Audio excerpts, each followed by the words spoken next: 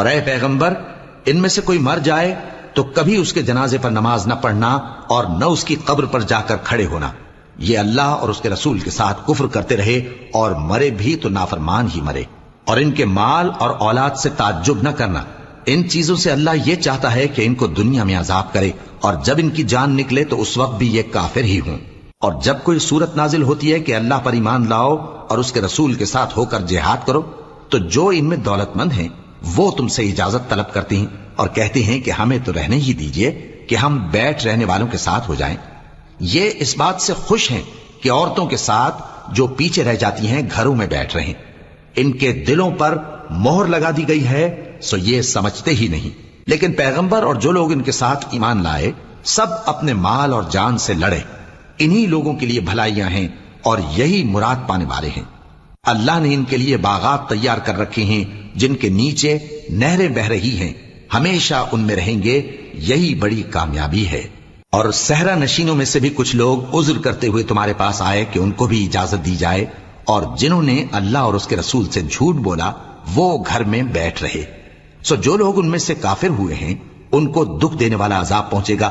نہ تو ضعیفوں پر کچھ گناہ ہے اور نہ بیماروں پر، اور نہ ان پر جن کے پاس خرچ موجود نہیں کہ شریک جہاد ہوں، یعنی جب کہ اللہ اور اس کے رسول سے مخلص ہوں، نیکوکاروں پر کسی طرح کا الزام نہیں ہے، اور اللہ بخشنے والا ہے، مہربان ہے۔ اور نہ ان بے سر و سامان لوگوں پر الزام ہے کہ جو تمہارے پاس آئے کہ ان کو سواری دو، اور تم نے کہا کہ میرے پاس کوئی ایسی چیز نہیں جس پر تم کو سوار کروں، تو وہ لوٹ گئے، اور اس غم سے کہ ان کے پاس خرچ موجود نہ تھا ان کی آنکھوں سے آنسو بہ رہے تھے۔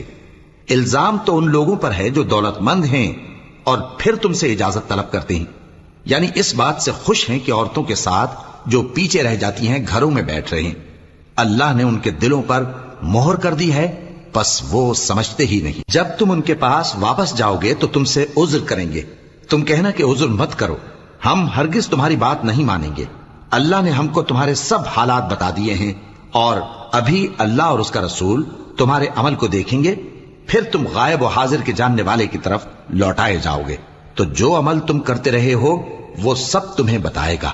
جب تم ان کے پاس لوٹ کر جاؤ گے تو تمہارے روبرو اللہ کی قسمیں کھائیں گے تاکہ تم ان سے درگزر کرو، سو ان کی طرف توجہ نہ دینا، یہ ناپاک ہیں، اور جو کام یہ کرتے رہے ہیں ان کے بدلے ان کا ٹھکانہ دوزخ ہے۔